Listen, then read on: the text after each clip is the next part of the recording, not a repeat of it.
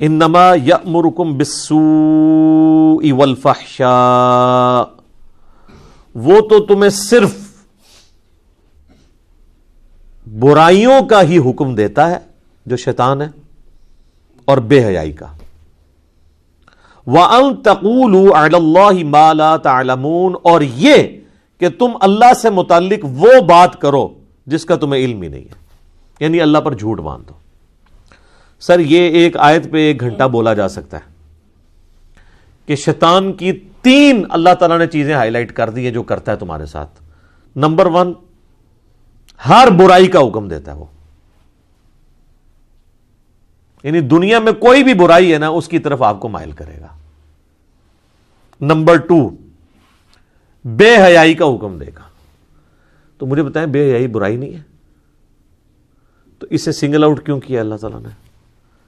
کہ سب سے جو ٹاپ آف دا لسٹ برائی ہے وہ بے حیائی ہے، اس لیے اسے الگ سے مینشن کیا۔ جیسے میں کہتا ہوں نا ایاک نعبد و ایاک نستعین، تو نستعین نعبدو میں شامل ہے دعا کرنا، لیکن اسے الگ سے اس لیے کیا گیا کہ سب سے زیادہ شرک اسی میں گھستا ہے۔ عبادت تو سارے ہی اللہ کی کر رہے ہوتے ہیں، جب مدد مانگنے کی باری آتی ہے تو بابوں کو پکارنا شروع کر دیتے ہیں۔ تو جو چیز خطرے کا باعث تھی اسے اللہ تعالیٰ علیحدہ سے مینشن کر دیتا ہے۔ وہ تو تمہیں صرف اسی کام کا حکم دیتا ہے کہ تم برائی کرو اور بے حیائی کے کام کرو، اور ان تقولوا علی اللہ ما لا تعلمون۔ سر اس کے اندر تو سمندر چھپا ہوا ہے۔ اللہ کے بارے میں ہر وہ بات کر دو جس کے بارے میں تمہیں علم نہیں ہے، بغیر علم کے اللہ پہ بہتان ڈال دو۔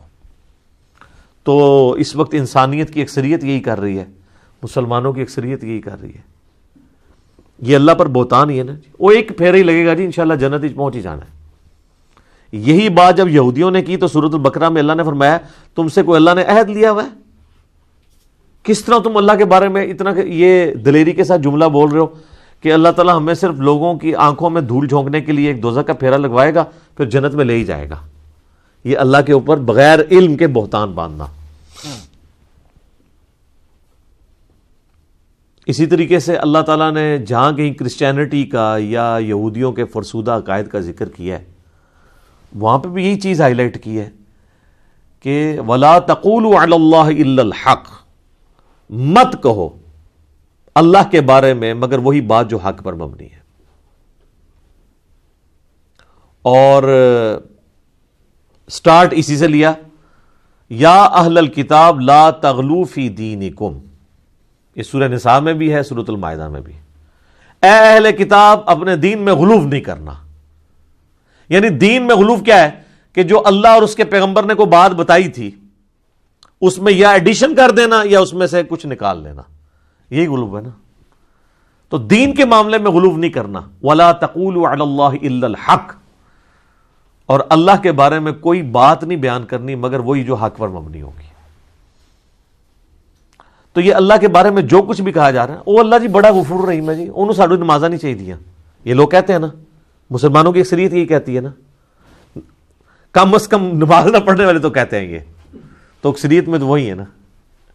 پڑھنے والوں میں بھی کئی کہہ رہے ہوتے ہیں، تو نہ پڑھنے والے تو آلموسٹ 100% یہ کہہ رہے ہوتے ہیں۔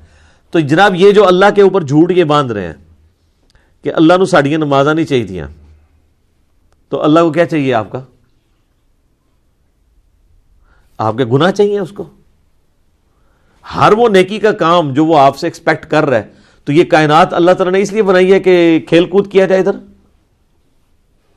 اس نے اس لیے بنائی ہے کہ سیریس کریشن ہے، اس کو رسپانس کیا جائے۔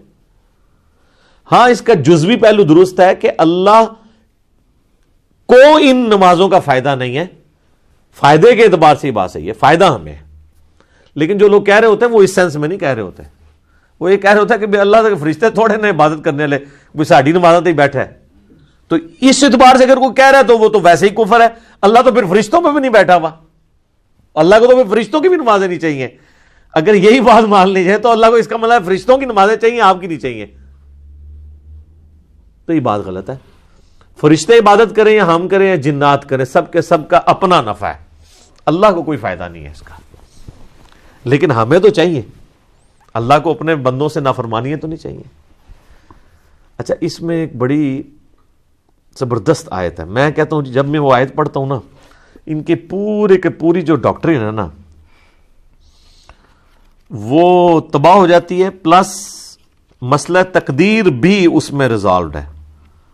وہ ہے جناب سورہ الزمر کے سٹارٹ ہی میں وہ آیت آتی ہے. آیت نمبر ہے جناب 7. آپ کا جو بلو والا قرآن ہے نا جی، اس میں 460 پیج ہے. سورہ الزمر سورت نمبر 39 ہے اور اس کی آیت نمبر ہے 7. کیا بات ہے جی. میں کہتا ہوں جی قرآن جس طرح کھول کے اپنے نظریات بیان کرتا ہے نا، اس میں تو کسی ویلیو ایڈیشن کی ضرورت ہی نہیں ہے.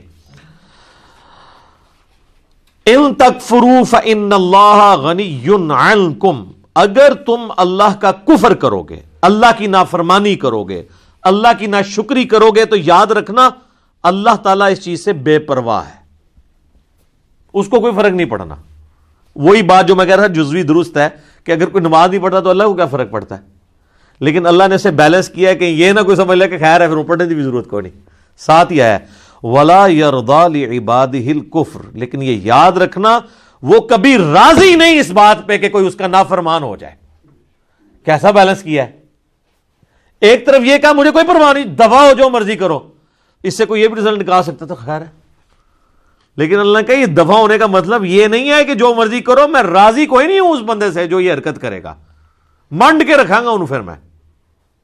وَإِن تَشْكُرُوا، اور اگر تم شکر گزاری کی روش اختیار کرو گے، شکر یہ ہے کہ ہر اپنے جسم کا عضو، اپنے جسم کی تمام انرجیز اس کے لیے وقف ہو جائیں، اس کے تابع فرمان ہو جائیں.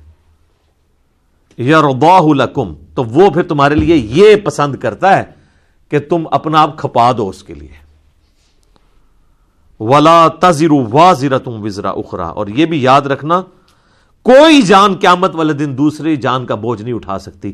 ہر بندے نے انڈیویجول اللہ کے حضور پیش ہو کے اپنے اعمال کا جواب دینا ہے. ثم الی ربکم مرجعکم، اس کے بعد تمہیں اپنے رب کی طرف لوٹ کر جانا ہے.